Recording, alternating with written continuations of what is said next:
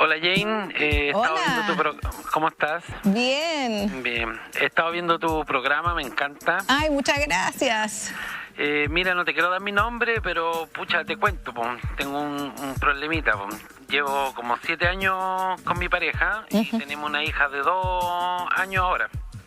Ok. Y desde que somos padres siento que como que se apagó la llama. Ya no hay acción. Eso te ha pasado, ok. Sí, siento que como que lo que sentía antes ha ido disminuyendo y me preocupa. La amo y todo, pero creo que la veo como la mamá de mis hijos nomás. Obvio que te preocupa, sí. Sí, me preocupa bastante. Sé que puedo recuperarla, pero el deseo se perdió. Ojalá me pueda ayudar o aconsejar en algo. Tú eres la experta en esto. Obvio que se puede recuperar. De hecho, primero que nada, muchas gracias por llamar. Y todos los que están viendo, conversar es un placer. Les quiero decir que es un escenario bastante común lo que comenta nuestro amigo.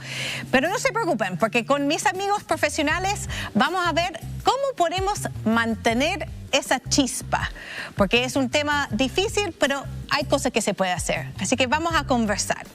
Deseo sexual, estado mental de intensidad variable, activado por estímulos externos e internos. Nos induce a sentir, a necesitar y a motivar una actividad sexual. Muy interesante el caso que nos plantea el amigo. Les recuerdo que en casa nos puede seguir en nuestras redes sociales y también comentar en el hashtag Placer por la Red. Así que, ¿cómo abordamos este tema que nos plantea el amigo? Jane, yo creo que una información que puede ser útil para muchas personas que acaban de tener un bebé y que quizás no es tan conocida es que en general el cuerpo humano está desarrollado para que apenas tuvimos un bebé no tengamos otro tan rápidamente. Por eso que, por ejemplo, la lactancia exclusiva sirve como anticonceptivo natural, ¿no es cierto? Pero junto a esto también ocurre que la respuesta sexual de quienes han tenido recién un bebé cambia. La lubricación es menor. Hay también más dificultad para que ocurran los cambios que vimos recién en el canal vaginal, porque antes no existían anticonceptivos y era una forma más natural de evitar otra relación sexual que podría tener consecuencias reproductivas, ¿no? Porque un bebé humano hasta el año es muy inofensivo, no es como los caballos que nacen, se paran y corren, sino que por un año entero necesita cuidados que podrían ser difíciles de tener si inmediatamente tengo otro bebé. Entonces, en relación a esto también podemos sumar que muchas veces en nuestra cultura se han disociado roles. Es como que hay una persona para tener una vida erótica y otra persona que cría. ¿Qué experiencias buscamos con el sexo? Quizás por eso el amigo le está haciendo falta algo más que el encuentro físico mismo. Exacto, y entender también que el deseo va cambiando en la vida, ¿ya? O sea, que yo hoy día no sienta deseo sexual o que sienta demasiado deseo sexual es algo que va a pasar. Y siento que una parte de nosotros tiene ciertas creencias como de que esto debería ser algo estable, ¿ya? Y también creo que eso va ligado mucho a la visión de pareja que tenemos. O sea, vivimos en un contexto en el cual se nos han enseñado que yo, por ejemplo, voy a encontrar una persona, voy a compartir con esta persona, nos vamos a casar, vamos a ser felices, como tipo el sueño americano, ¿no? Como en la casa, con los hijos, etcétera. Y en esta visión coexisten dos fuerzas. Una fuerza es el amor y otra fuerza es el deseo. Eso es lo que se nos ha enseñado. Exacto. Y el amor, que tiene que ver con tener algo, con una seguridad, con una pertenencia. Y si nosotros analizamos el deseo desde lo que hablamos hoy día, el deseo tiene que ver con la búsqueda de lo que no tengo, de la experiencia que no tengo. Entonces, de hecho, la pregunta que tienen que hacerse las parejas, en verdad, es cómo hacer que estas dos fuerzas coexistan en una relación de pareja de largo plazo, sobre todo si queremos practicar la monogamia. Absolutamente. Porque pareciera que hay una contradicción acá. O sea, amo, tengo, deseo, no tengo. Y este tema de como si lo tengo tan cerca, como quizás no estoy valorizando lo que tengo o no puedo apreciarlo. Es que el punto ahí tiene que ver como con aprender a jugar con el deseo y con la fuerza del deseo, ¿no es cierto? Porque al final recordemos que el deseo tiene que ver con la novedad, con lo que yo no tengo. Entonces, al principio de la relación probablemente todo me va a llamar la atención y voy a estar muy interesado. Eso es lo que va a pasar. Pero con el largo plazo yo ya voy a conocer a esta persona, quizás las prácticas sexuales se van a repetir y vamos a empezar a caer, entre comillas, en una rutina. Entonces yo creo que el desafío ahí para las relaciones de pareja, y que es lo que trabajamos en los programas, tiene que ver con cómo mantener vivo este deseo sexual y cómo cultivar este deseo sexual. O sea, el deseo sexual no se da como algo espontáneo, que a veces se cree que como que yo debería tener deseo, y de hecho hay personas que creen que es como un botón, como que llego a mi casa en la noche, estoy estresado todo el día trabajando, pensé en puras cosas quizás negativas, llego a la casa y yo debería tener deseo sexual. No, no es así. Al final esto tiene que ver con estar conectado con el cuerpo, con el erotismo, con los sentidos, con el placer. Y hay personas que también simplemente no tienen deseo, y eso está bien, ¿no es cierto? O sea, no todo el mundo tiene que tener deseo sexual. Sí, ahí también, y hay esta idea como social de que estuvo muy como comprimido el deseo, la culpa, el no tener, y sobre todo en las mujeres, esta idea ahora ya, nos abrimos y tenemos que tener ganas. No todas las personas tienen ganas, ya sea por periodos, pero también hay personas asexuales. Hay personas, la sexualidad es la orientación sexual que tiene que ver con que no te interesa mucho la actividad sexual con otras personas. También está la grisexualidad, como esto más gris, que es un poquito. Y también en los hombres puede haber bajo deseo sexual, sobre todo en los hombres heterosexuales, bueno, y en los hombres en general, también no heterosexuales, está como el mandato de que siempre tienen que tener ganas, y no es así. Tanto desde como una orientación sexual hasta como un periodo de la vida. Sí, de hecho me gustaría agregar ese punto, creo que es muy importante.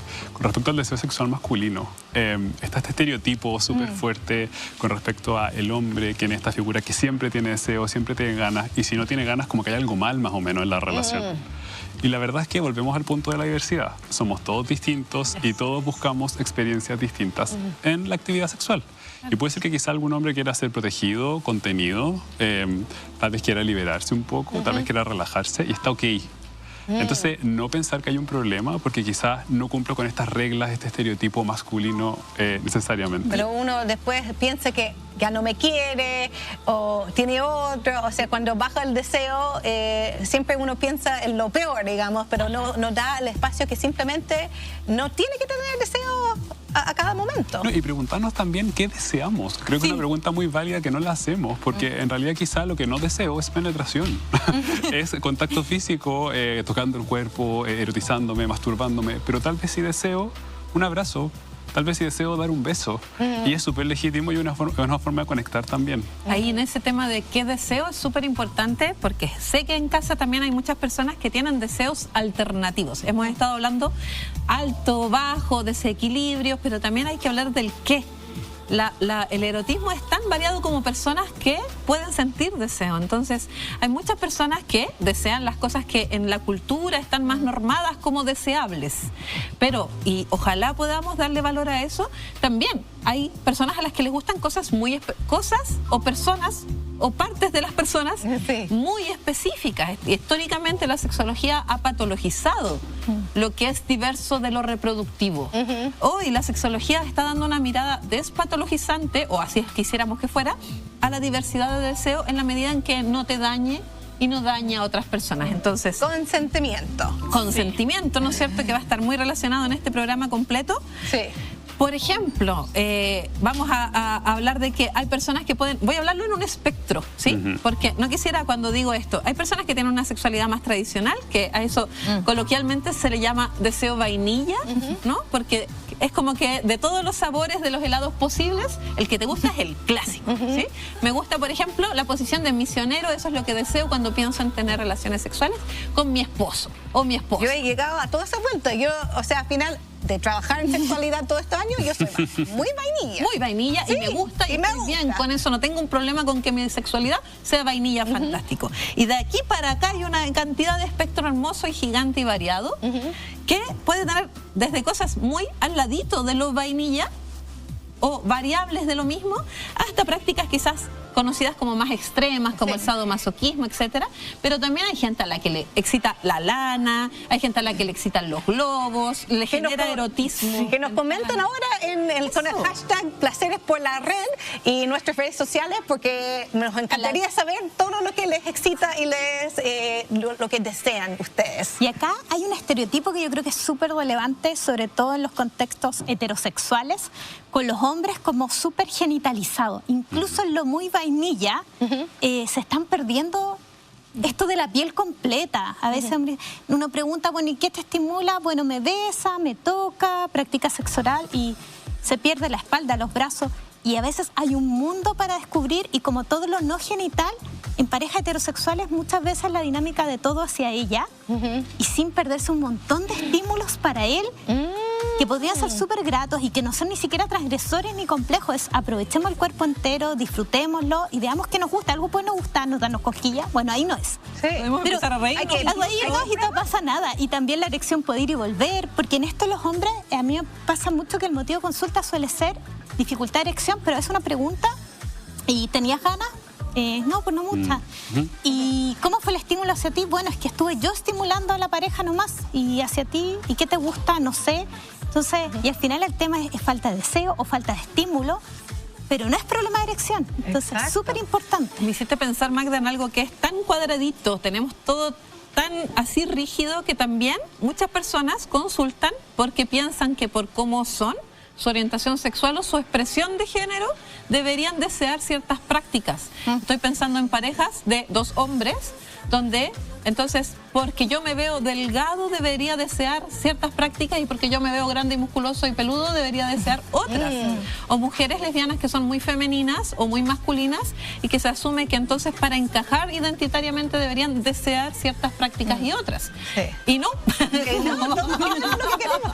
Y hay algunas cosas en la vida que nos impiden sentir deseo. Sí, un montón de cosas. De hecho, siguiendo con eso, o sea, variables más culturales, ¿no? Lo que está ocurriendo en mi país, en mi ciudad, alrededor mío.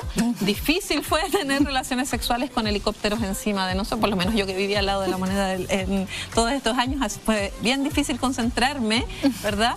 Pero, por ejemplo, también conflictos al interior de las relaciones, o sea, conflictos sociales, familiares. De mi propio ciclo de vida puedo estar atravesando un duelo, una depresión, un momento muy ansioso, y por esa ansiedad tener más o menos deseo, porque es algo muy individual.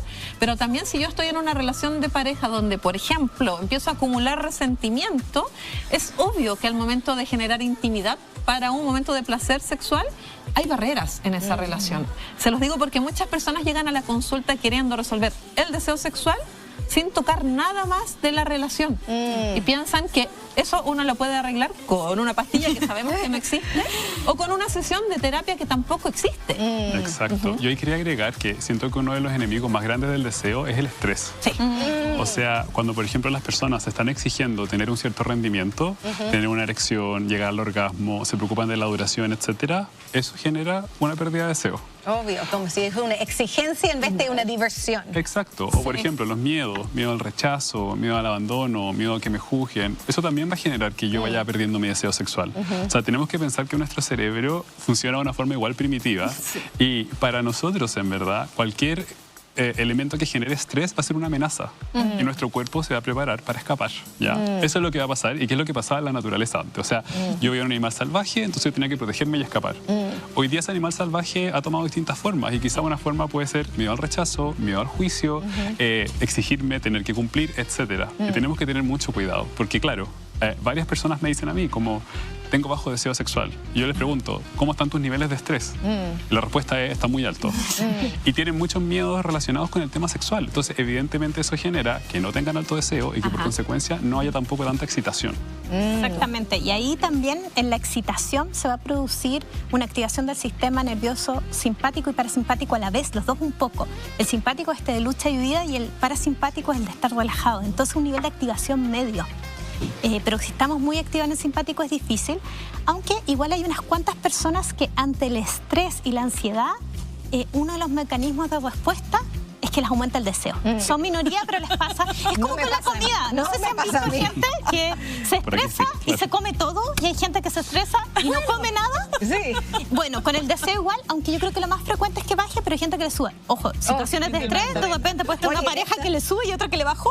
Oye, es súper interesante este tema, me encanta, vamos a seguir conversando de eso, pero primero que comentan para que podamos interactuar con ustedes. Placer por la red, exacto, que aprende el hashtag, y nos vamos a separar porque les quiero contar de un muy buen amigo, que un muy buen consejo. Gracias por todos los comentarios con el hashtag Placer por la Red. Están todos comentando y nos pueden seguir en las redes sociales que aparecen ahora mismo en pantalla. Bueno, vamos a volver al caso de nuestro amigo que dice que ya no se conecten como antes. O sea, sabemos que hay deseos altos, deseos bajos, desequilibrios, dificultades. Sin embargo, hay posibilidades de mejorar. Absolutamente. Absolutamente. Y algo muy frecuente que pasa en las parejas cuando tienen hijos es que empieza el rol de padres a ser mucho más preponderante que el de pareja. Piensa siquiera toda la demanda de tiempo, las despertadas en las noches. O sea, hay un tema que es básico de energía, más allá de lo biológico, de las hormonas, de nada. Y que yo he visto que cuando las crianzas son más compartidas, les pasa a las dos personas. Cuando suele ser más solo la madre, a veces ahí se producen diferencias de que ella tiene pocos, pensando en parejas heterosexuales, esto igual puede pasar en parejas diversas.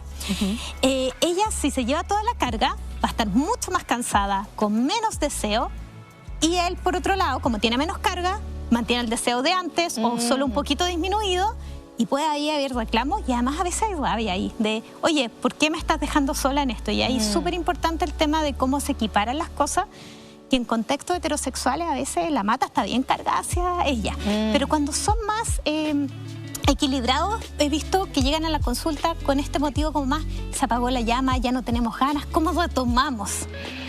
Y es también tremendo desafío, entonces podríamos ayudar, ¿qué podemos hacer ahí para retomar esto? También a veces carreteaban juntos y ahora que tienen un bebé se dividen el carrete. Yo salgo con mis amigas, tú con tus amigos, así, y a veces muchas personas enganchaban esos primeros elementos que hacían desear, ocurrían en esos espacios lúdicos, por ejemplo. Entonces ahí la red de apoyo es muy importante. Ojalá las personas no críen de a dos, si no estamos, no es posible criar de a dos. Una guagua alcanza para muchos más brazos. Entonces, ojalá generar redes de apoyo. Hay personas que no tienen a su familia cerca, pero quizás amistades, otras personas que estén criando, ampliar la red. Las personas adultas suelen perder amistades. Hay que tratar de armar una tribu, una comunidad para criar y que no se desgasten ni se distancien las personas, porque de hecho, si más amistades ayudamos en la crianza, esas dos personas pueden mantenerse más unidas y es algo... O sea, lo que escucho es una época, entonces, o sea, está en los primeros años de la crianza, pero también debe pasar a personas que no tienen hijos también. También, o sea, momentos trabajo, por ejemplo, trabajar y estudiar, épocas de trabajo muy estresantes, horarios muy largos, etcétera, también pueden generar lo mismo. Y ahí la pregunta va a ser, ¿ahora qué, creo yo? ¿Qué posibilidades se abren? Porque al final lo que está ocurriendo hoy día es que quizá el deseo ya no está presente en la forma en la que estaba antes, pero seguimos deseando experiencias y que quizás son distintas a lo que estamos acostumbrados. Entonces yo creo que como pareja ahí lo que se abre es una posibilidad de comunicarse, entendernos, ver cuáles son nuestras necesidades y hacer algo al respecto. Que sí. Esa va a ser la invitación, en verdad, a tomar acción. ¿Cómo qué pueden hacer de eso? Cuando si me está pasando, de hecho... Podría decir que me está pasando y quiero tomar mis propios consejos, pero quiero los consejos de ustedes. ¿Qué puedo hacer? 9 años en relación, un hijo de 6. O sea, preguntarnos, yo creo que para empezar, ¿qué experiencias buscamos hoy día en el sexo? Porque lo que he visto yo muchas veces son, por ejemplo, mamás que lo que están buscando es conexión y contención y no están recibiendo eso. O también, por ejemplo, quizá puede haber una persona que esté deseando hoy día un sexo más salvaje. Entonces ahí tenemos que compartir nuestras necesidades y encontrar puntos medios. Hoy, de hecho, si no te sale naturalmente, hay juegos, o sea, como Atrévete, pero hay otros en el mercado que fomentan la conversación. De hecho, en internet se puede buscar cuestionarios, es como buscar ese elemento externo que te obliga a conversar, porque a veces conversar de la nada es difícil. Exacto. Y en esas conversaciones, a través de estos juegos, empezar a ver cuáles son, por ejemplo, mis fantasías hoy día, cuáles son mis zonas erógenas, volver a conectarnos con nuestro cuerpo. Y aquí también sacarle un poco el tema de pareja, porque siento que muchas veces se tiene la creencia de que el deseo o el placer sexual depende de un otro, que me va a dar algo a mí, ¿no es cierto? Muy buen punto. Y la verdad es que el deseo parte con la conexión que nosotros tenemos hacia las experiencias, hacia nuestro cuerpo, hacia conocer las zonas erógenas, y después esto que yo tengo lo comparto con un alguien si quiero, o alguienes, ¿ya? Sí. Si quiero. Sí quiero. Entonces partir por mí también y abrir espacios para la autoexploración y el autoerotismo, creo que es súper importante. Claro, absolutamente. Claro que sí.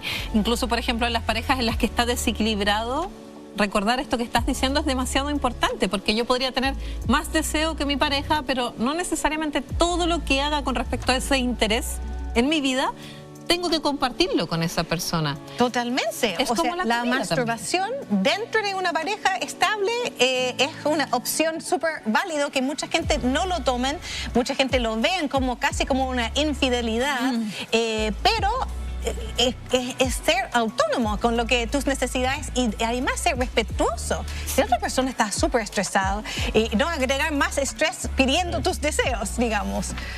Exacto, y ahí quiero volver a Walt Disney, ¿no es cierto? Porque dentro de Walt Disney, de este modelo de amor y deseo, hay una persona que me tiene que satisfacer. Y yo tengo que satisfacer a una persona. Yo dejaría un poco de lado el ego y entendería que uno no va a venir a arreglarle la vida a alguien y le va a llenar todas sus necesidades. Nunca. Nunca, exactamente. Eso es parte de una relación equilibrada y sana. Y que podemos empezar a encontrar placer por nuestros canales también. Y eso es parte de lo que se puede conversar también como pareja. Ojo, Sí, y eso hasta puede erotizar. Conversar es un placer. Absolutamente.